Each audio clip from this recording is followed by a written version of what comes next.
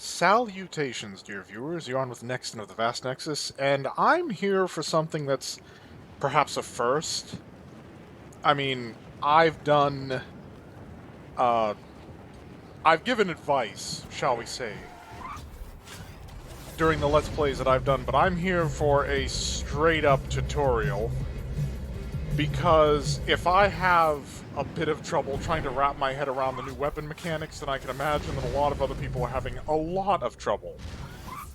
So, once I have collected a few things, I'm going to break down for you exactly how this is all supposed to come together and work.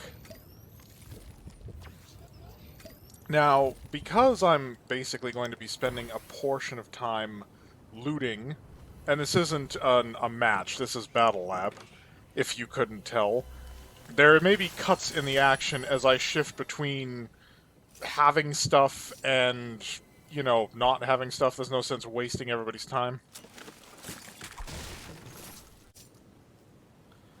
Okay, so as you can see, I have assembled 3 assault rifles. Now, these assault rifles are all of the makeshift variety. The new upgrade mechanics, which is distinct from rarity, I have to stress that point. The new upgrade mechanics require you to have a makeshift weapon in order to actually perform an upgrade, essentially.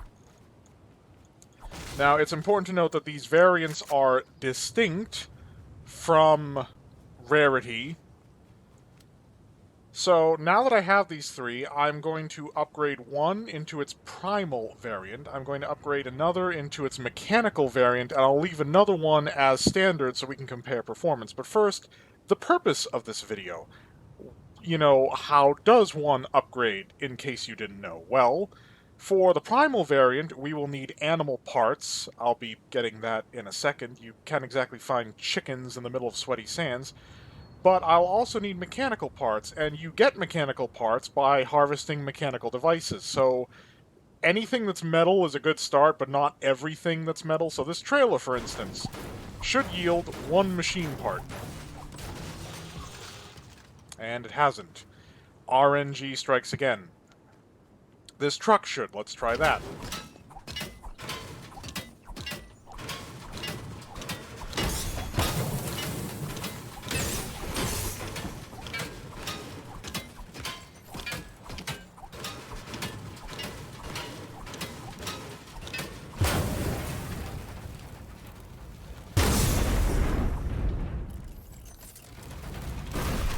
And there we go, we got 2 machine parts out of it.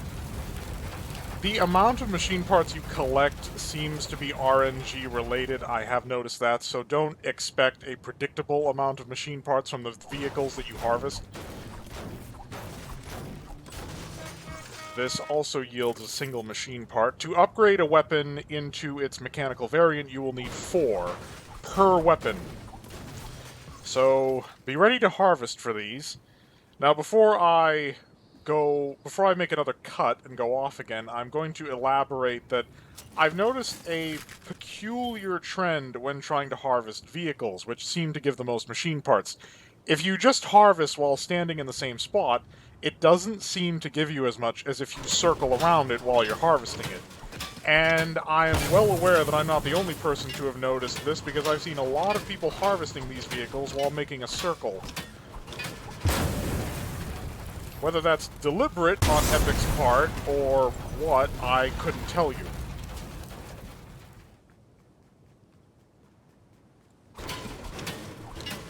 Booted vehicles will work as well. In fact, it's probably better to harvest booted vehicles, because it's not like they're good for anything else.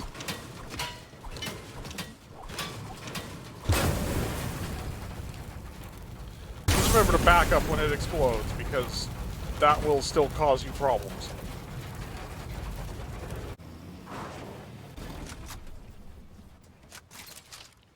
Okay, now harvesting from animals is, well, fairly straightforward. Here we have chicken. They are actually quite fast. Now, from the animals, in terms of weapons upgrades, in particular, all we need are the bones. The meat is used as a healing item, but it is also a crafting item. All the animals, to my knowledge, with the exception of frogs, will yield a meat chunk as well as bones, both of which can be used for crafting, but the bones are what is important here, and critically, the bones do not take up an extra inventory slot, unlike the meat. So, I'll be back once I find more than one solitary chicken.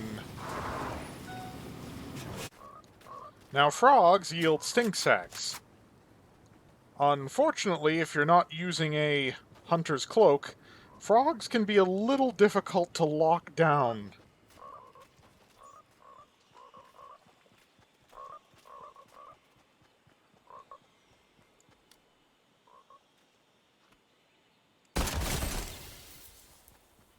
There. Stink sack.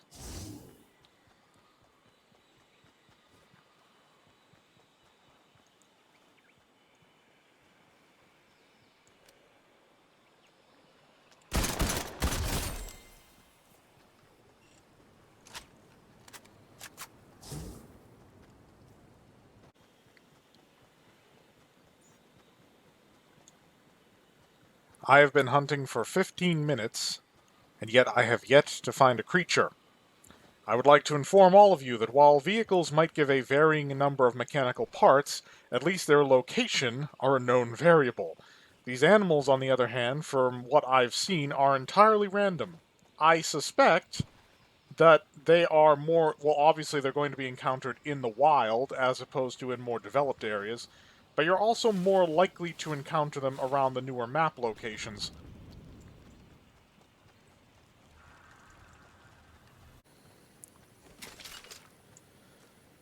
It has been a long time trying to track creatures down, probably a half an hour. And I still have a fraction of the mechanical parts that I had.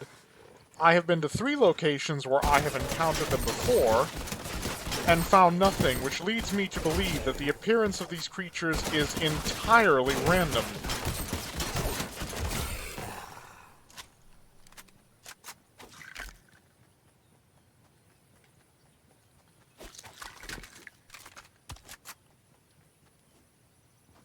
But, at long last, I do believe I have enough to make my demonstration.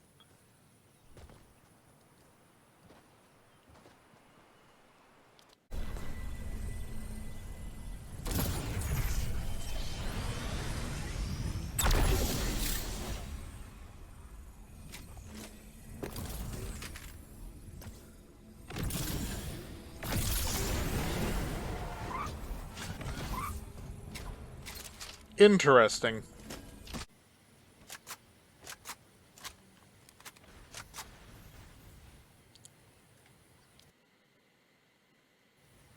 Okay, so I've pretty much had it up to here looking for new creatures. I think I have gathered enough resources necessary to make my demonstration. So, as I indicated before, I have 3 makeshift rifles. We're going to take our second makeshift rifle, because we're keeping the first one unaltered, and by combining it with 4 animal spines, which you can collect from chickens, wolves, or warthogs, we can craft it into a primal rifle. And I don't like it when it shifts my inventory without my permission. We're going to take the third and turn it into a mechanical rifle, or basically a standard assault rifle, like the kind we had back in the day. Now, things to note at a glance. Only 20 rounds in the makeshift rifle, and no full reticle closure. You cannot laser with this weapon. At all. Even the reload feels sluggish. Primal Rifle. 30 rounds, but still... Honestly, I think it's an even wider... No, it's about the same. So, still, lasering is out. Reloading feels a bit crisper, and I know the damage with this is better, in addition to the higher magazine capacity. And, of course, our classic, modern, civilized assault rifle Still has full reticle closure, and honestly, I'd wager a higher rate of fire. I don't have something to track that empirically, but I think we should be able to divine that just by giving all of them a full mag dump.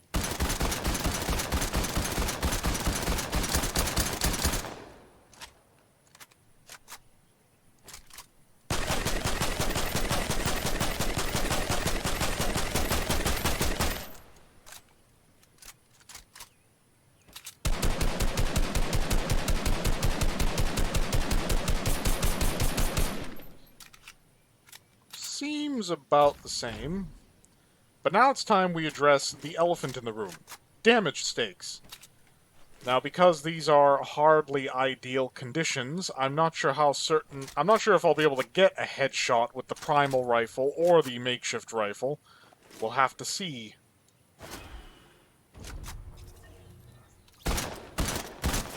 So that's 30 for a body hit, and 45 for a headshot. Alright. That's common variety.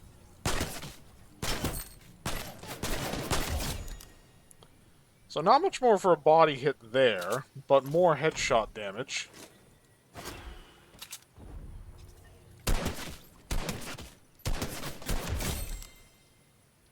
So, it would appear that damage stakes, because I'd wager that 31 is just because these somehow turned uncommon when I converted them from their common variants, which was not something I knew would happen. It would seem that damage stakes across the three are about the same. The only difference then is that the Makeshift Rifle is only 20 rounds compared to the 30 of the other two, and the Mechanical Assault Rifle gives you proper full-bore laser accuracy compared to the other two, which, yeah, that's not stellar. Now, I'm also going to mention these little things that I found. So, you may notice Spire Assassins or Spire Guards or whatever they're supposed to be called just sort of prowling around the map. They also have ridiculous shields. Not all of them, but I eliminated one and it dropped an orb. Now, you carry this orb over your head, sort of like one of TNTina's gas cans. It's not something that you actually put in your inventory. But if you go to the Spire and lock it into a receptacle at that location, it will furbish you with these, perhaps something else. I haven't been able to find another one of them that gave me anything to put there, which makes these items particularly rare, and honestly, I'm getting kind of a Mario 64 impression because it operates on a chained jump mechanic. Most of my viewing audience is probably too young to even remember Super Mario 64 or have played it. So your first jump is pretty standard. But your second jump is boosted. And it appears to furbish you with fall damage. I say appears because I turned fall damage off for this demonstration in the interest of, well, simplicity. But you've got the purple glow of having fall damage protection. So just remember, if you intend to use this to save yourself from a fall, you need to be on your second jump. Now, if you go for 3, and this will be even more evident if I get some altitude before I make the attempt, it will actually launch you into a speed-boosted glide. Not a normal glide, speed-boosted. And you'll be able to tell that by the trails.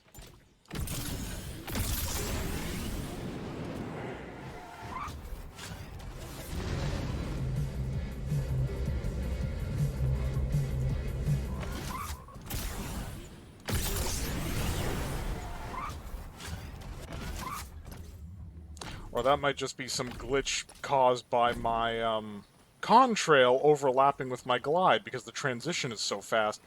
It doesn't actually get you that much air, but as I indicated, if you can find a high point from which to actually launch from, it's basically glide or redeploy. That wasn't what I was trying to do.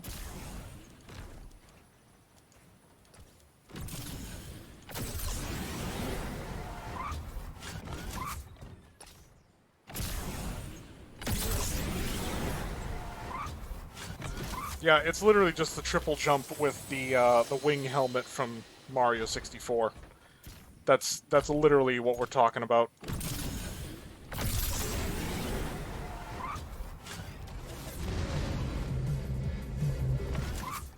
I still feel like that glide is speed boosted. Like, the fact that the glide, pulling in is so accelerated. There's no way that's a normal glide. So it might take up an inventory slot, but honestly, this is probably one of the most OP things this season. Then again, when you consider what you have to go through to actually get one for yourself, maybe not that overpowered.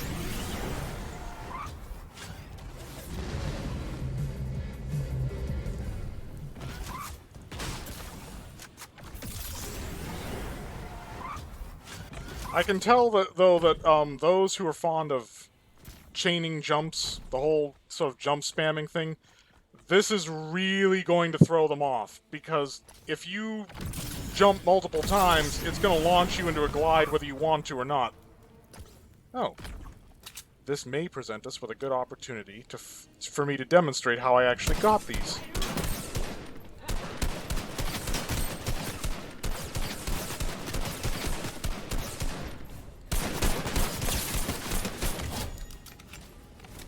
Yep. Hang on. So yes, they will occasionally drop this thing. Now, you'll get a sort of bounce pad jump while you're holding it. This isn't the boots operating.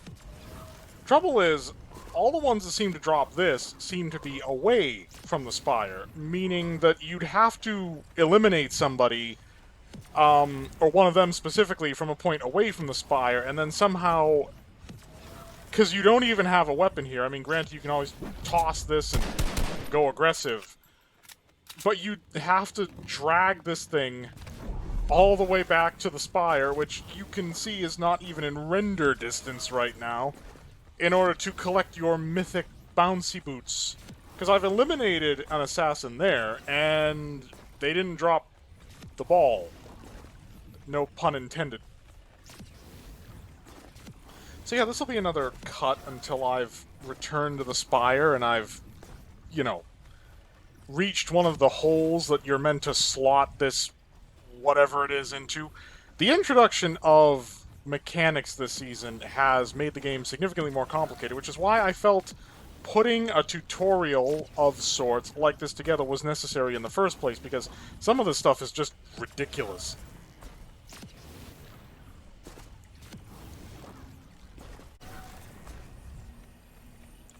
Okay, so here we are at one of the intended receptacles for this. I don't know if it's going to give me another pair of boots or a different item, but if I remember correctly, we just walk up and...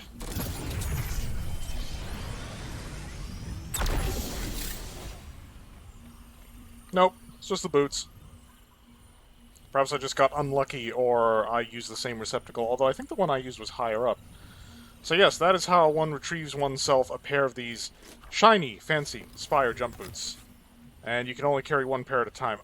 I can see this being an issue in squads, because it's only going to give you probably one pair of jump boots for one ball, and you're only going to get one ball because each of those outward locations only has one assassin to eliminate, which means that squad members are going to be fighting over who gets the jump boots. Now, in a fair world, it would be whoever had the cardinal displeasure of actually having to keep their weapon holstered and drag the ball itself all the way back to the spire. But then again, Fortnite's community is full of hate and ire, so I doubt that's the way it'll actually shake down in the end.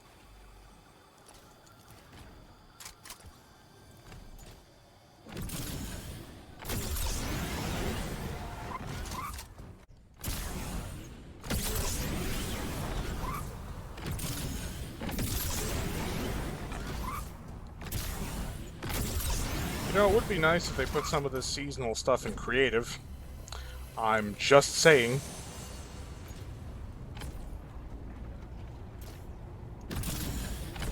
I mean, for the record, I haven't checked, but I can practically guarantee you it's not there.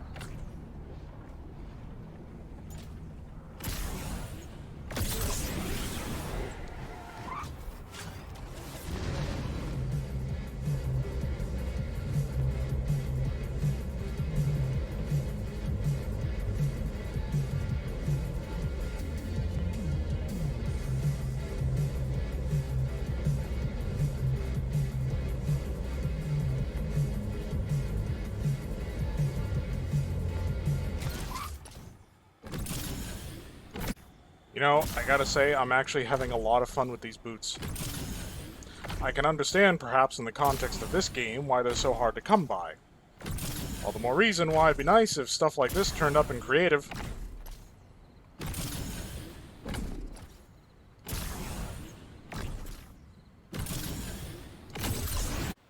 Okay, so inventory space is starting to become a slight issue. For that reason, I'm going to have to break up some of these demonstrations in the interest of not losing my mind, spending an hour running across the map to look for what I need. So, we have here a makeshift bow. We are going to test its damage effectiveness as per usual.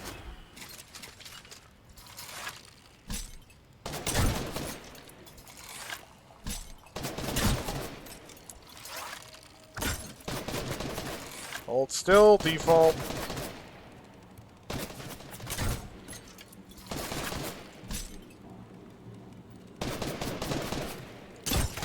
There we go, 52 body hit.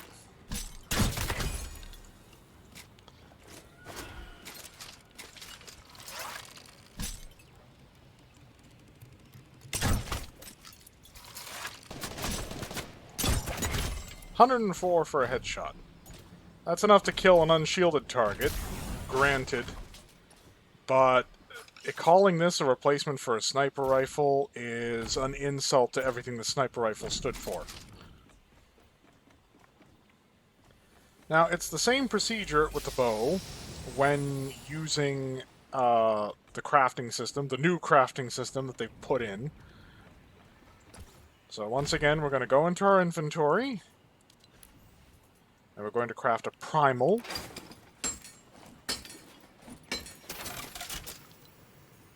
And we're going to craft a mechanical.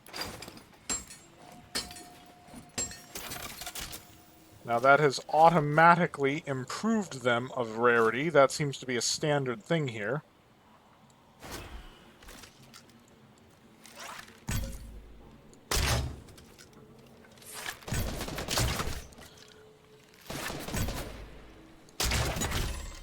So the mechanical is hitting much harder. Let's check the primal.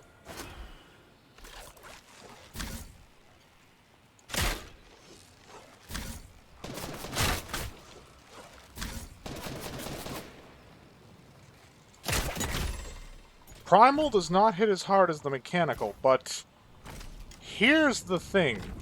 There's something of a mechanic with these bows in terms of ammunition variation. And this is going to be very, very important. Unfortunately, the things I have to gather to make the demonstration that I want to make are proving to be difficult to obtain. Conventional grenades, in particular, seem to be completely absent, even though all of the loot drops here should be set to standard.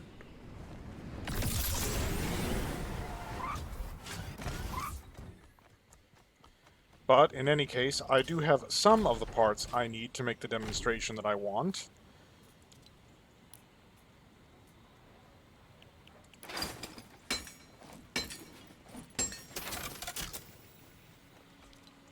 So, we're going to take one of our primal bows and upgrade it further by combining it with a stink sack.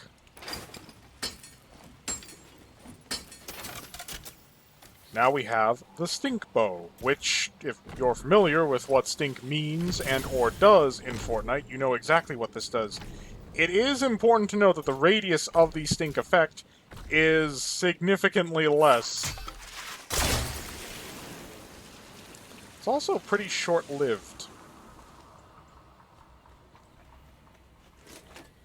Now the mechanical bow, on the other hand, can support a combination with shockwaves and grenades. It's a shame I don't actually have the grenades in order to make that particular demonstration. I am working on it.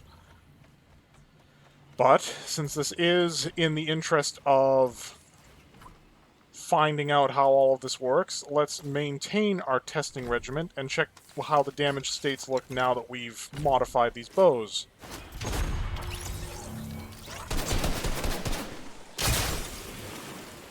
About the same, apart from the rarity increase.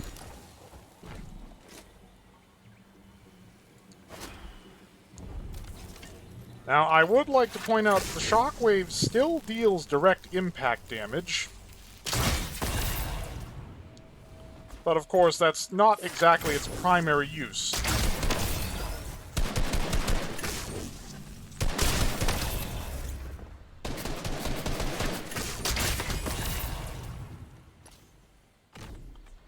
In fact, I think its base damage stakes may have suffered from modifying it into a shockwave variant.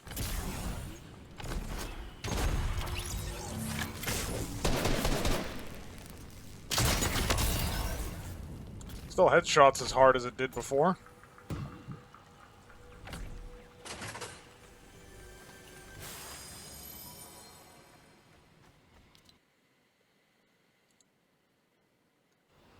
Okay, well, I got somewhat lucky. You won't get to see me craft it because I could not find a gas can, or rather, I found this before I found a gas can. So, gas cans or firefly jar can be used in order to craft a primal bow into this flame bow. To see the precise number of ingredients, it'll take one firefly jar or one gas can, so not a whole lot to that. Now, I can't demonstrate how well it sets structures on fire because for some stupid reason, lighting structures on fire is disabled in Battle Lab. Probably because this is where where everybody goes to practice their builds, and it wouldn't be fun in a little private scrimmage in order to have somebody light your entire structure on fire. Unless it was me, because then I'd greatly enjoy lighting your stupid structure on fire.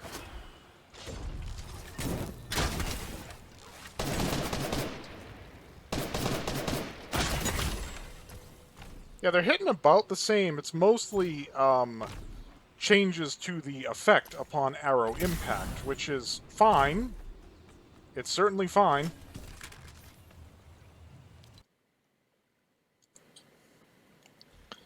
Okay, so now I would like to demonstrate another small mechanic. You will see that I now have animal meat. Now, it doesn't indicate that it can be crafted into something else, but if you enter your crafting inventory, you can combine the meat with an animal bone set to create the Hunter's Cloak. The Hunter's Cloak has infinite uses, it has a cooldown, but the duration of its effectiveness generously outstrips the cooldown. And these warthogs will help demonstrate its effect at rendering you invisible to creatures. While you're wearing it, they lose aggro. You can also tame creatures while under this effect.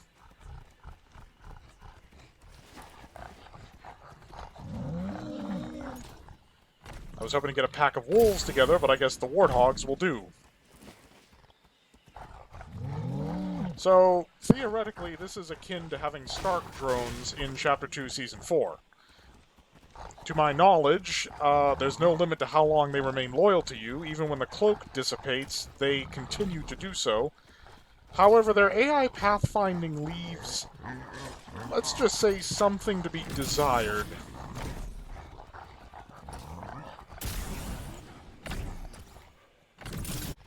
So let's demonstrate the effectiveness of these tamed creatures in a live combat scenario.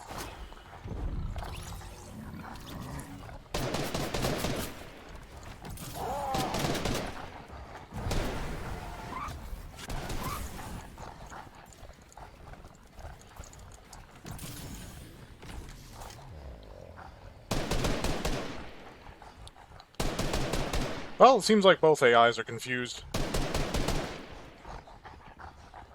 See, this is why I wanted wolves.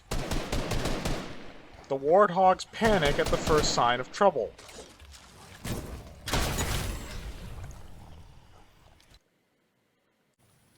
Finally, an actual grenade. It's a shame that I need a full stack of that, or 2 pickups to actually make what I need to make. Oh, I've already been at this for over an hour. At long last, I can demonstrate the final bow and arrow type. I hope my viewership appreciates this, because it took a long time to get the grenades together, because In order to fashion the explosive bow, which is a mechanical bow variant, you need a full stack of them. However, you're trading 6 grenades for a maximum of 31 arrows, each of which will discharge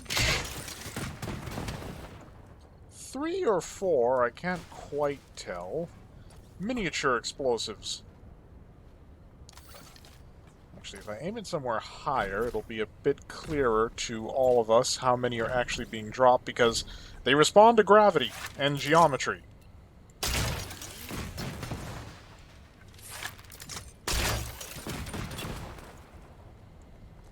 So they modeled 4 bombs on the arrowhead, and yet only have 3 actual explosions. Okay.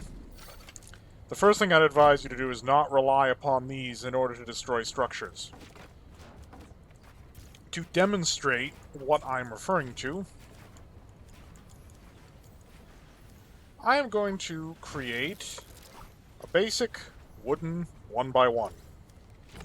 Let's see how many shots of these explosions it'll take to actually destroy it. That's 1. 2. 3, before you can actually bore through a single layer of wood. Not ideal, but we're also here to check damage stakes for direct hits, so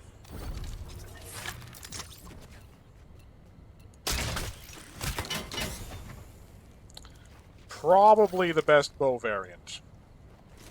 I mean, the shockwave one is better for BMing.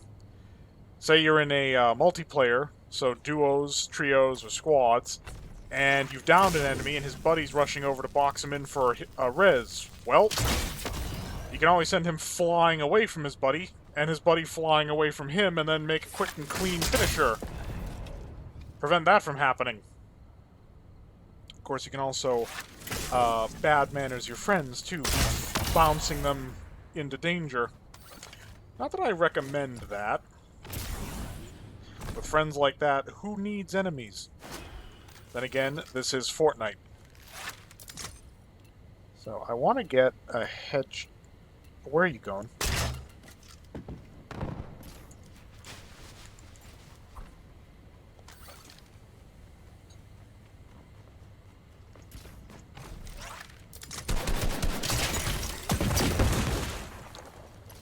So, yeah, I'm not seeing much in terms of damage variation outside of the fact that the primitive bow deals less damage than the mechanical bow, but deals more damage than its makeshift counterpart.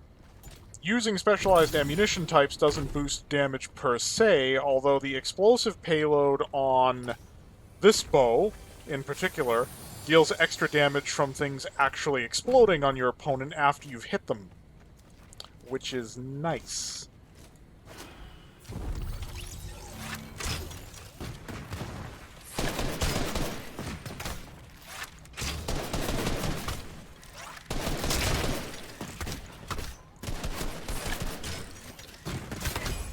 Now, I also want to point out that the special effects generated by these arrows only occur at a full draw. This is a quick shot. Nothing special. Same goes for the shockwave. And I'm fairly certain it's the same for the primitive arrows. You want your extra boom? Full draw.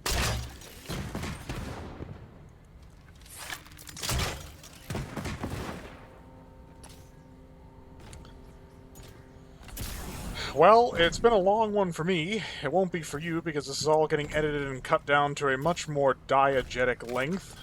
For those of you who are actually interested in the words and their definitions, diegetic basically means edible, easier to consume, would be more technical.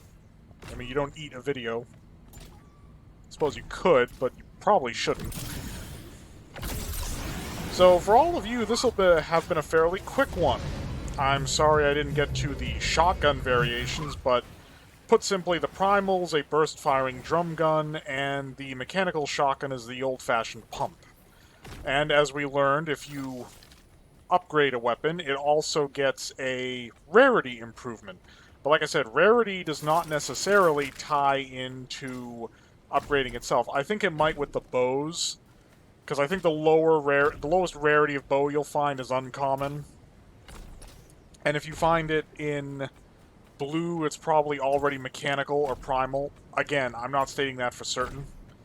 Which I should be stating it for certain, because on the grounds of this being a tutorial, it should be informative, not leave you with questions. But perhaps leaving you with questions helps to hammer home the point that I'm trying to make about this season, that, man, the mechanics are getting a little weird. Now, in terms of drops, because, yes, your chances of finding a creature that you can actually kill... Interesting. Your chances of finding a creature you can actually kill that gives you what you need in order to craft primal weapons and so forth is next to nil. Now, your chances of finding machine parts depends on where you land. If you land anywhere where there are cars or similar structures, you're fine. The cranes at dirty docks will do. The wrecked cars at compact cars will probably do. In fact, I'm going to use the zip lines to head there right now to verify that. Which is another 3 minutes for me, and for you happens in whop! Shazam! And I'm here. So let's see if these stacks of broken and damaged vehicles actually yield machine parts. And there you go. Proof positive. I wonder if compact cars can double down on furbishing us with advanced foreknowledge. If we could find a... blue makeshift bow, that would help to verify that theory.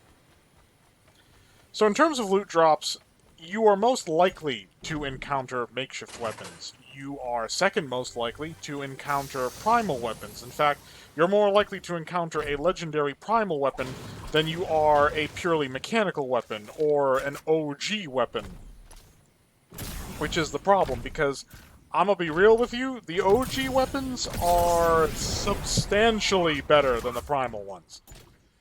I mean, the inability to actually hit precision shots, especially considering the sniper rifle is now out of play.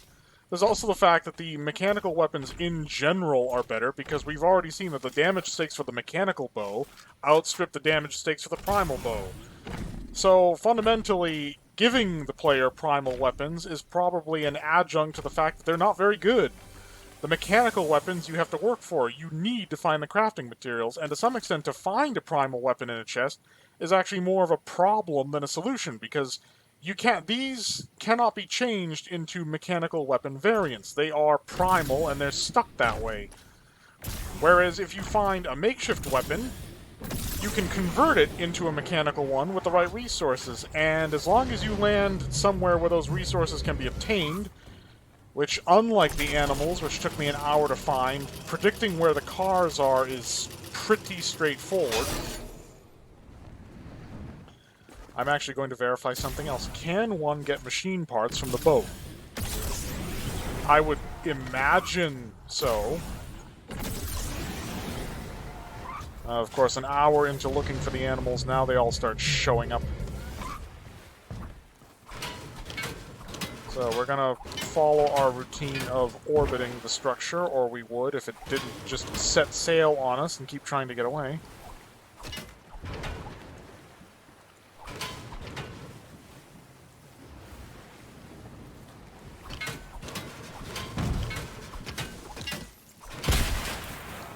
Ah. Boats will yield machine parts, although, judging by that behavior, not nearly as much or as quickly as a car. Honestly, stick with the cars. Now this ties into a point that I want to make, but that will be in another video. However, thanks to editing magic, for you, that other video will be a while. For me, it'll be instantaneous. Flop! Wait, no, bad teleport. I forgot to drop my outro. Thank you all so much for watching. I hope you're all staying happy and healthy out there, and as always, fairly well. This time I'll be flopping over to Mount K. Flop!